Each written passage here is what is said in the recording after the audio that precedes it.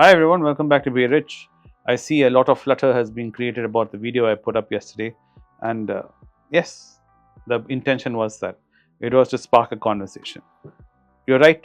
If I see the CAGR for what I had said, 10 lakh has become 17 lakhs, it is 4%, 5%, or 6%, whatever you said is true. And some of you argued, what if I had put recurring deposit? Ha ha ha, I would have seen better returns. Well, if you had put an average of 6,000 rupees every month, starting from 2011 to now, I don't think your CAGR will be anywhere close to this. Probably your 10 lakhs would have become 15 lakhs. It won't have become 17. You'll probably get around 15 lakhs at 7% average interest rate for an FD, maybe. Or I can counter argue saying, instead of buying ITC, I had bought Trent, I would be somewhere even higher. If I had bought, let's say, Titan, I'd be higher.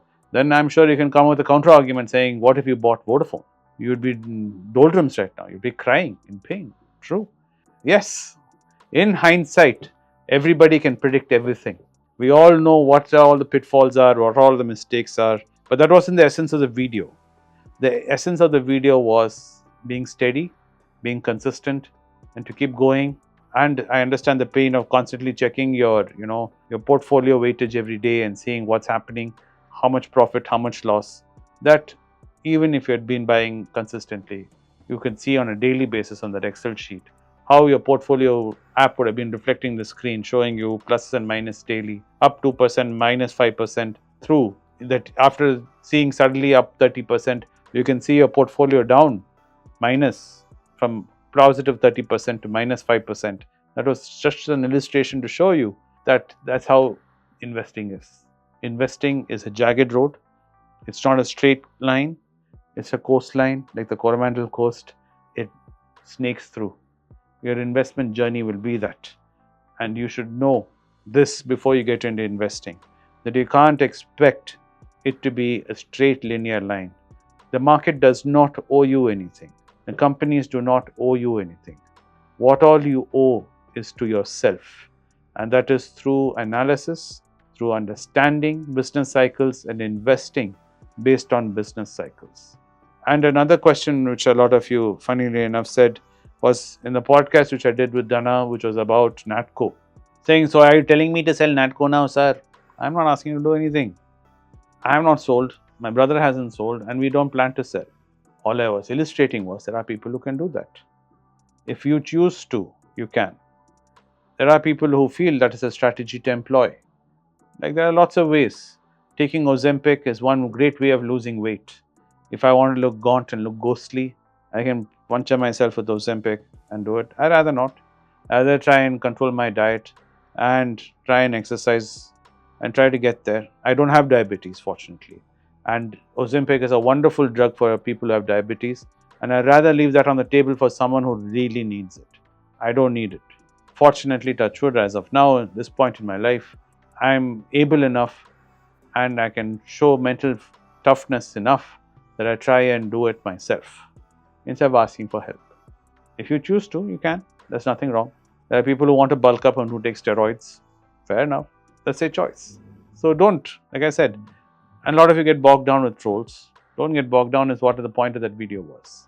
Life is hard enough as it is for ourselves with our own minds. You don't need to allow other people to enter your minds and try and ruin it for you. We can ruin it ourselves plenty enough. So that is the point of that video. Be consistent. Be disciplined. Keep taking it a day at a time. Where you see value. For example, ITC was not in value all the time from 2011 to now.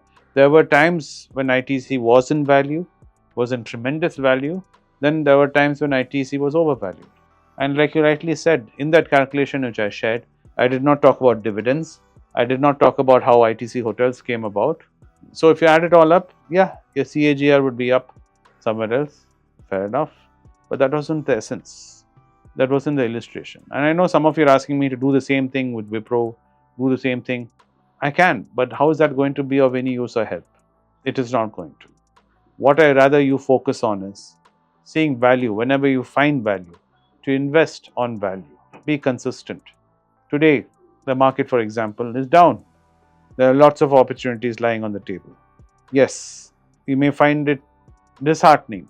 maybe the beginning of the day when you market as soon as it opened, like I did, I immediately when the markets opened, I decided to do off my tiffin coffee for the day and move on because I had many things to do today with my brother. So I didn't have time later on in the day to check in and see if price is correct. Some of you do that, see the prices in the morning and then buy in the evening because you wait for that maybe the market will correct and change its winds. See, Tata Motors was up probably in the morning slightly, then it's turned negative now. So if I bought it up positively in the morning, let's say when it was 0.5% up and now it's 3% down, so what? When you look at a time horizon of 15 years, it doesn't matter. These fluctuations, that is what I was trying to talk about in that video with ITC. Don't fixate on daily movements. If you do, you will not be able to invest. You need to focus on looking at the journey which is there ahead of you.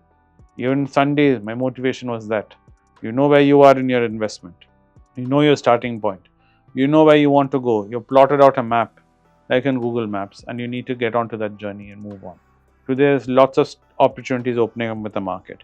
Thanks to Donald Trump giving us a gift. Tomorrow, his tariffs will come into whatever those are. Even he doesn't know what he's doing. Whatever that comes with his uncertainty, more opportunities will come. And like I said, if you've been looking at gold, like I've been begging my friend Arun behind the camera to at least buy 1 or 2 gold since last year, I've been telling him. He'd be in a very comfortable position.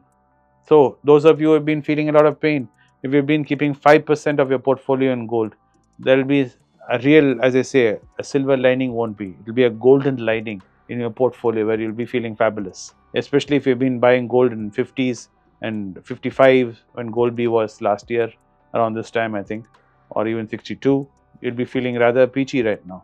And immediate question will follow up will be, I'm sure, sir, will go to 80? Will it go to 90? Maybe it will. Maybe it won't. That's not how you need to look at this. I wanted to do up today's video about how to disinvest if you suddenly have a crunch. So I had actually planned that video out today, but I thought I'll do that tomorrow because I wanted to address this thing about ITC and this ITC video to say how consistency is the key here. Without that, none of this will happen. Even Warren Buffett is Warren Buffett because of consistency. Once you're consistent, then you can worry about finding opportunities. But when you're finding it hard to be consistent, pad up and face each ball. If you're not willing to face 6 balls in an over, you can't be a batsman.